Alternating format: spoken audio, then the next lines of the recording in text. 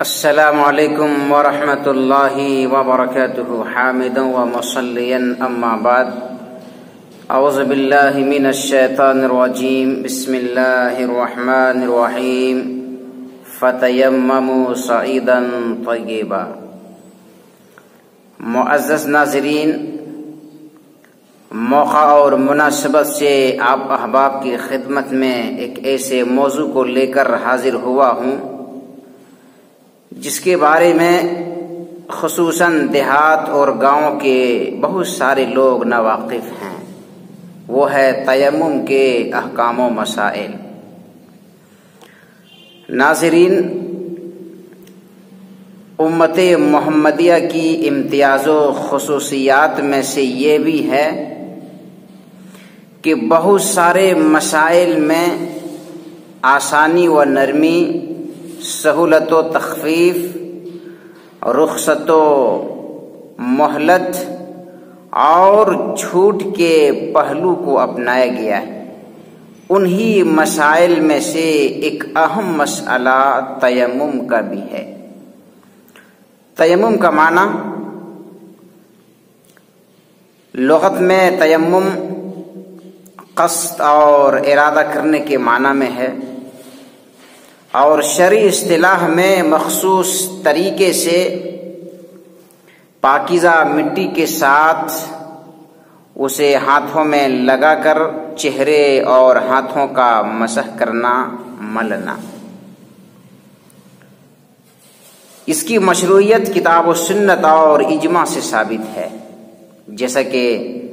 ارشاد باری تعالی ہے وَإِن كُنتُم مَّرْضَىٰ أَوْ عَلَىٰ سَفَرٍ أَوْ جَاءَ أَحَدٌ مِّنكُم مِّنَ الْغَائِطِ أَوْ لَامَسْتُمُ النِّسَاءَ فَلَمْ تَجِدُوا مَاءً فَتَيَمَّمُوا صَعِيدًا طَيِّبًا فَامْسَحُوا بِوُجُوهِكُمْ وَأَيْدِيكُمْ مِنْ سورہ النساء آیت نمبر 43۔ اللہ رب العالمین نے فرمایا، اگر تم بیمار ہو یا حالت سفر میں ہو یا تم میں سے کوئی حاجت ضروری سے فارغ ہو کر آیا ہو یا تم عورتوں سے ہم بستر ہوئے ہو اور تمہیں پانی نہ ملے تو تم پاکیزہ مٹی سے چہرے اور ہاتھوں کا مسح کر کے تیمم کر لو۔ جہاں تک سنت کا تعلق ہے تو اس ضمن میں ہم آپ کی خدمت میں چند واقعات پیش کریں گے تاکہ مسئلہ کو سمجھنے میں آسانی ہو۔ غزوہ ذات السلاسل کا واقعہ ہے۔ عمرو بن عاص رضی اللہ تعالی عنہ بیان فرماتے ہیں کہ احتلمت فی لیلۃ باردۃ شدیدۃ البرد، کہ ایک سخت سردی والی رات مجھے بدخوابی احتلام کی وجہ سے نہانے کی ضرورت پیش آ گئی، اور موسم اتنا ٹھنڈا کہ میں سردی کی سخت شدت سے گھبرا گیا کہ کہیں میں ہلاک نہ ہو جاؤں۔ موسم اتنا سرد تھا، پانی اتنا ٹھنڈا تھا کہ میں ڈر گیا کہ اگر اس موسم میں ٹھنڈے پانی سے غسل کر لوں تو کہیں ہلاک نہ ہو جاؤں۔ چنانچہ عمرو بن عاص رضی اللہ تعالی عنہ کہتے ہیں کہ میں نے تیمم کر لیا اور پھر اپنے ساتھیوں کو نماز پڑھا دی۔ فلما قدمنا على رسول اللہ صلی اللہ علیہ وسلم فذکرت ذلک له۔ عمرو بن عاص رضی اللہ تعالی عنہ کہتے ہیں کہ جب پھر میں رسول اکرم صلی اللہ علیہ وسلم کی خدمت میں حاضر ہوا تو یہ سارا واقعہ کہہ سنایا۔ رسول اکرم صلی اللہ علیہ وسلم نے فرمایا کہ اے عمرو بن عاص، تو نے حالت جنابت میں اپنے ساتھیوں کو نماز پڑھا دی۔ عمرو بن عاص رضی اللہ تعالیٰ عنہ نے کہا، اللہ کے رسول صلی اللہ علیہ وسلم، مجھے اللہ رب العالمین کا وہ فرمان یاد آ گیا جس میں اللہ نے کہا ہے وَلَا تَقْتُلُوا أَنفُسَكُمْ إِنَّ اللَّهَ كَانَ بِكُمْ رَحِيمًا۔ اللہ کے رسول صلی اللہ علیہ وسلم، مجھے اللہ رب العالمین کا وہ فرمان یاد آ گیا جس میں اللہ نے کہا ہے کہ تم اپنے آپ کو ہلاک نہ کرو، قتل نہ کرو، کچھ شک نہیں کہ اللہ تیرے اوپر مہربان ہے، تم پر مہربان ہے۔ لہذا میں نے تیمم کر لیا اور لوگوں کو نماز پڑھا دی۔ حدیث کے الفاظ ہیں فضحک رسول اللہ صلی اللہ علیہ وسلم ولم یقل شیئا۔ رسول اکرم صلی اللہ علیہ وسلم نے جب عمرو بن عاص رضی اللہ تعالی عنہ کا یہ واقعہ سنا تو نبی صلی اللہ علیہ وسلم مسکرا دیے، ہنس پڑے، ولم یقل شیئا، اور عمرو بن عاص رضی اللہ تعالی عنہ سے کچھ نہیں کہا، یعنی آپ علیہ الصلوۃ والسلام نے ایسے موقع سے تیمم کر لینے کی اجازت دے دی۔ یہ واقعہ سنن ابی داؤد کے اندر موجود ہے، حدیث نمبر 334۔ دوسرا واقعہ عمار بن یاسر رضی اللہ تعالی عنہ کا ہے، وہ خود بیان کرتے ہیں بعثنی رسول اللہ صلی اللہ علیہ وسلم فی حاجت، کہتے ہیں کہ اللہ کے رسول صلی اللہ علیہ وسلم نے مجھے کسی ضروری کام کے تحت بھیجا، فاجنبت فلم اجد الماء، تو عمار بن یاسر رضی اللہ عنہ کہتے ہیں کہ میں جنبی ہو گیا اور مجھے پانی بھی میسر نہ ہوا، پانی نہ ملا۔ حدیث کے الفاظ ہیں فتمرغت فی الصعید کما تمرغ الدابہ، جب مجھے پانی نہ ملا اور میں جنبی ہو گیا تو میں نے زمین پر ایسے لوٹ پوٹ کر لیا، میں زمین پر اس طور سے لوٹ پوٹ ہو گیا جیسے کہ چوپایا اور جانور لوٹ پوٹ کرتا ہے۔ عمار بن یاسر رضی اللہ تعالی عنہ کہتے ہیں کہ پھر میں نبی صلی اللہ علیہ وسلم کی خدمت میں پہنچا اور یہ سارا واقعہ کہہ سنایا۔ اللہ کے رسول صلی اللہ علیہ وسلم نے فرمایا کہ عمار تجھے زمین پر لوٹ پوٹ کرنے کی ضرورت نہیں تھی، اگر تم ایسا ایسا کر لیتے، یعنی رسول اکرم صلی اللہ علیہ وسلم نے عمار بن یاسر رضی اللہ تعالی عنہ کو تیمم کی طرف اشارہ کیا کہ اگر تم تیمم کر لیتے تو تمہارے لیے کافی تھا، تیمم کے فائد کر جاتا۔ پھر نبی صلی اللہ علیہ وسلم نے تیمم کا طریقہ سکھلایا۔ یہ واقعہ صحیح بخاری کتاب التیمم کے اندر موجود ہے، اسی طرح صحیح مسلم کے اندر بھی موجود ہے۔ تیسرا واقعہ حضرت جابر رضی اللہ تعالی عنہ بیان فرماتے ہیں کہ ہم ایک سفر میں نکلے، کسی غزوے کا واقعہ ہے، کہتے ہیں ہم کسی سفر میں نکلے تو ہم میں سے ایک شخص کے سر پر پتھر لگ گیا، چوٹ لگ گئی، اور اتفاق ہے اسی رات اس کا احتلام بھی ہو گیا۔ چنانچہ اس نے اپنے ساتھیوں سے پوچھا، دریافت کیا، هل تجدون لی رخصہ فی التیمم، کہ کیا تم لوگ میرے سلسلے میں تیمم کے بارے میں رخصت سمجھتے ہو، کیا میں تیمم کر لے سکتا ہوں؟ جواب ملا کہ نہیں، ہم تمہارے لیے تیمم کے سلسلے میں کوئی رخصت نہیں پاتے، اس لیے کہ تم پانی کے استعمال کرنے پر قادر ہو، لہذا تمہارے لیے تیمم نہیں ہے۔ حدیث کے الفاظ ہے فاغتسل فمات، اس صحابی رسول نے غسل کر لیا اور اس کی وفات ہو گئی۔ اللہ اکبر۔ چنانچہ رسول اکرم صلی اللہ علیہ وسلم کو اس واقعے کی اطلاع دی گئی۔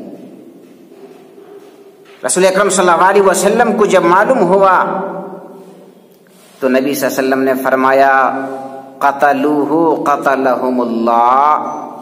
کہ انہوں نے اسے قتل کر دیا، اللہ انہیں قتل کرے۔ پھر آپ صلی اللہ علیہ وسلم نے فرمایا کہ جہالت کا علاج سوال ہے۔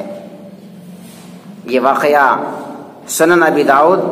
کے اندر موجود ہے، حدیث نمبر 325۔ میرے اسلامی بھائیوں، ان تینوں واقعات سے یہ معلوم ہوا کہ کسی بھی عذر کی وجہ سے اگر آدمی وضو یا غسل نہ کر سکتا ہو تو اسے تیمم کفایت کر جائے گا، اور یہی جمہور علماء کا موقف ہے۔ ناظرین، ابھی 2-3 مہینہ سردی کا موسم رہنے والا ہے، کڑاکے کی ٹھنڈی پڑنے والی ہے، ایسے میں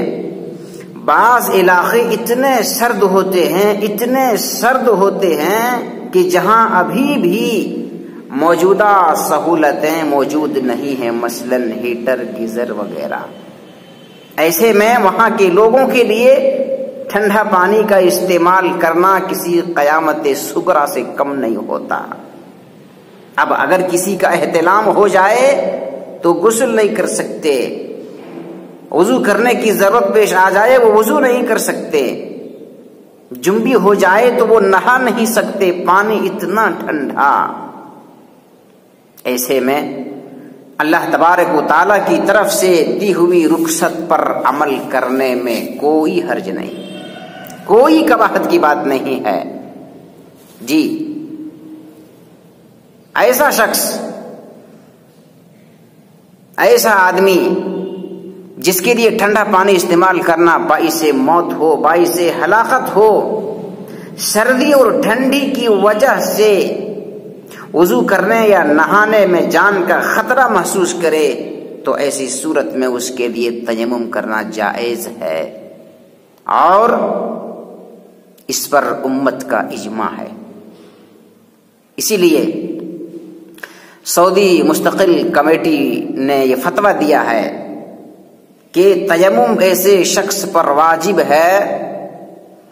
جس کے پاس پانی موجود نہ ہو، یا پانی تو ہو لیکن وہ پانی کے استعمال کرنے سے عاجز ہو، یا پھر پانی استعمال کر لینے کی وجہ سے اسے نقصان پہنچنے کا اندیشہ ہو، تو ایسی صورت میں وہ تیمم کر لے سکتا ہے۔ میرے اسلامی بھائیوں، کن کن حالات میں اور کن کن وجوہات کی بنا پر تیمم کرنا جائز ہے، آئیے دیکھتے ہیں۔ نمبر 1، جب پانی موجود نہ ہو یا پانی تو ہو لیکن نہ کافی ہو تو ایسی صورت میں تیمم جائز ہے۔ اسی طرح کسی آدمی کو زخم لگا ہوا ہو یا کوئی آدمی بیمار ہو، ایسی بیماری لاحق ہو کہ وہ پانی کے استعمال سے وہ زخم بگڑ سکتا ہے یا بیماری مزید بڑھ سکتی ہے، تو اس صورت میں اس کے لیے تیمم کرنا جائز ہے، جیسا کہ جابر رضی اللہ تعالی عنہ کے واقعے سے بھی معلوم ہوا۔ اسی طرح جب پانی نہایت ہی ٹھنڈا ہو،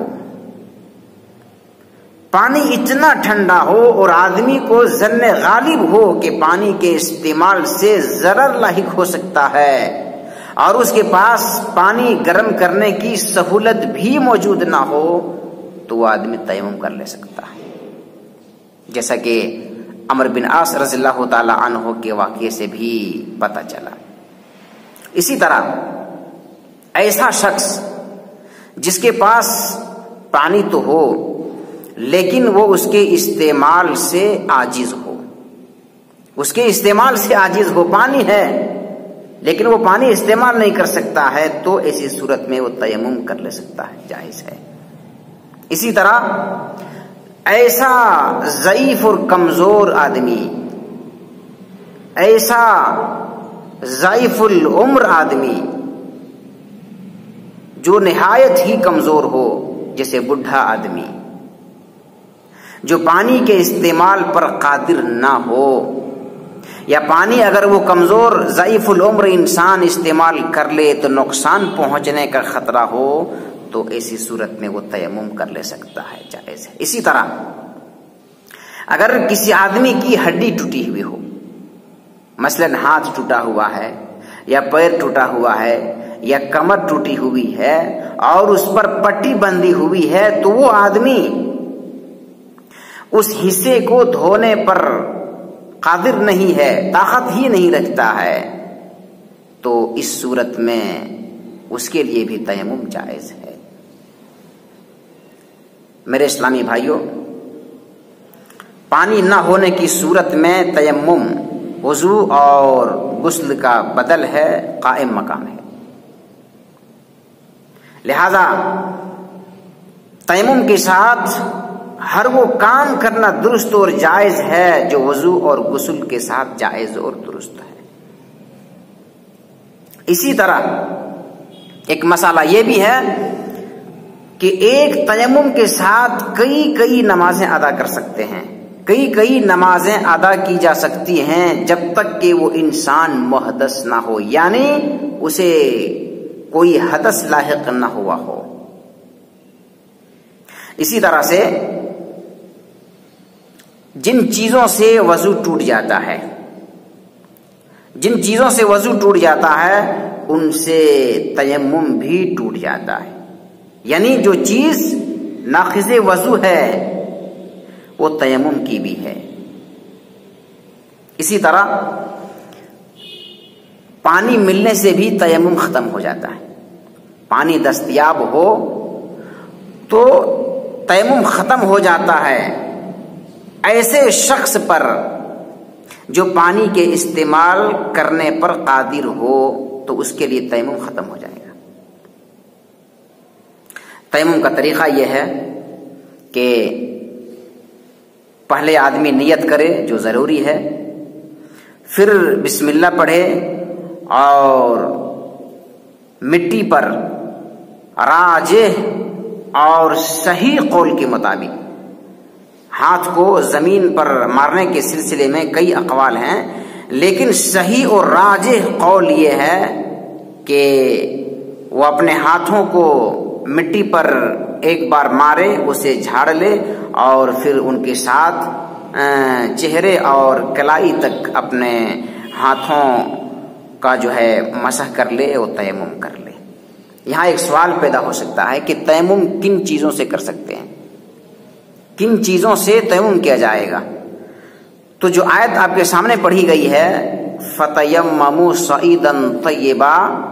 اکثر اہل لغت نے یہاں صعید کا معنی زمین کا بالائی اور سطحی حصہ لیا ہے، کیا ہے، لہذا اسی سے تیمم کیا جائے گا۔ جہاں سطح زمین مٹی ہوگی وہاں مٹی سے تیمم کیا جائے گا، جہاں سطح زمین ریت ہوگی وہاں ریت سے تیمم کیا جائے گا، جہاں پتھریلی زمین ہو وہاں اسی سے تیمم کیا جائے گا۔ تو میرے اسلامی بھائیوں، یہ وہ چند باتیں تھیں جن کو میں نے موقع اور مناسبت سے آپ احباب کی خدمت میں رکھنا مناسب سمجھا۔ اللہ تعالیٰ سے دعا کرتا ہوں پروردگار عالم ہم مسلمانوں کو اللہ رب العالمین کی طرف سے دی ہوئی رخصت، سہولت، آسانی اور نرمی پہ عمل پیرا ہونے کی توفیق عطا فرمائے، آمین یا رب العالمین۔ والسلام علیکم ورحمۃ اللہ وبرکاتہ۔